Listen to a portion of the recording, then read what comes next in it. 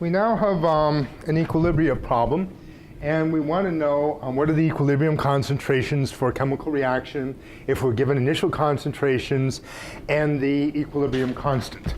So this is going to be a Rice diagram where we write out the reaction, and then we write down the initial concentrations, the change, and then we want to calculate the equilibria concentrations, how much is remaining after.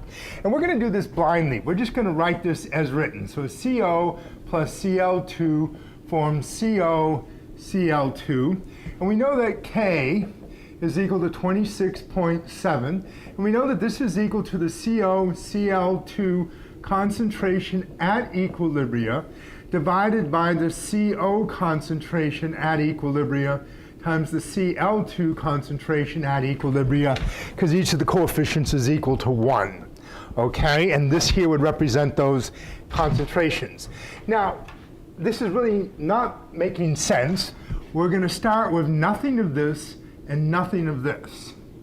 And we're going to make 1 mole of this, and we're starting with 1 mole of this per 10 liters. So we're starting with 0.1 mole per liter of the COCl2. So what we're calling our reactants are really our products. And we're not going to make COCl2, we're going to consume it, okay? And what we did in the last video is we wrote this backwards, calling this the reactant, and we took the reciprocal of this. And what I want to show you is even if we make a mistake in what we call the product is really a reactant, if we consistently do our math, we come up with the right answer. Okay, so now I say I consume for every one of these, I consume one of these, and I make one of these.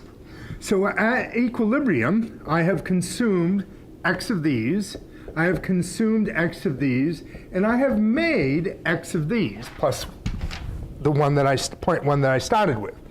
Now, what we're going to discover is that the value of X is a negative number, and indeed we do make CO. The extent of reaction, C, X, is a negative number, so minus a minus number is a positive number, okay? So now what we need to do is solve the quadratic equation, okay? So I now substitute these values into the equilibrium expression. So K is equal to 0.1 plus X over minus X times a minus X, and we know that that is equal to 26.7. Okay? Now, I'm going to bring this out, and bring this over here, and minus X times minus X is positive X squared. So I have 26.7 X squared is equal to 0.1 plus X. Therefore, 26.7 X squared minus X minus 0.1 equals 0. This is of the form AX squared plus BX plus C equals 0. And we know for this that X is equal to a negative B plus or minus the square root of B squared minus 4AC all over 2A. So now this is equal to 1, a minus 1, plus or minus 1 squared, which is 1, minus 4 times 26.7 times a minus 0.1, all over 2 times 26.7.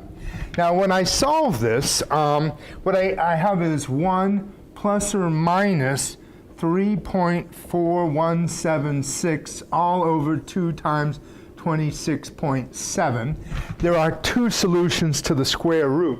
And incidentally, when you're doing these on your calculator, it's not going to tell you there are 2 solutions. And so what will probably happen is you'll do this on your calculator, you'll use the positive solution, and if your final answer doesn't make sense, back up and remember that there was a second solution here. Okay?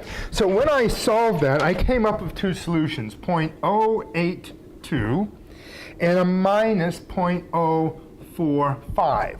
So X equals these 2 values when I solve for it. Now I come over here and I ask, which solution makes sense? If I use the positive solution, 0.082, that means at equilibria I have a negative concentration. Makes no sense. A negative concentration, and it means that I've made, my concentration, this would be 0.182, which means I made something from nothing, okay? Nonsense. So the correct solution would be this one here, and at equilibria I have a minus negative 0.045, which is a 0.045. And I have a minus negative 0.045, which is a 0.045. And here I have a 0.1 plus a negative 0.045, which is a 0.055. So this makes sense. And incidentally, if you look at the other video, which is in LibreText, you'll see that when I switched this around and said CoCl2 forms Co plus Cl2, and I said K equals the reciprocal of 26.7, I came up with the exact same answer. The only difference is then I was calling this a reactant. So in summary, if what you call a product is a reactant, then that numerical value of X will be a negative number, and everything works out correct. Okay?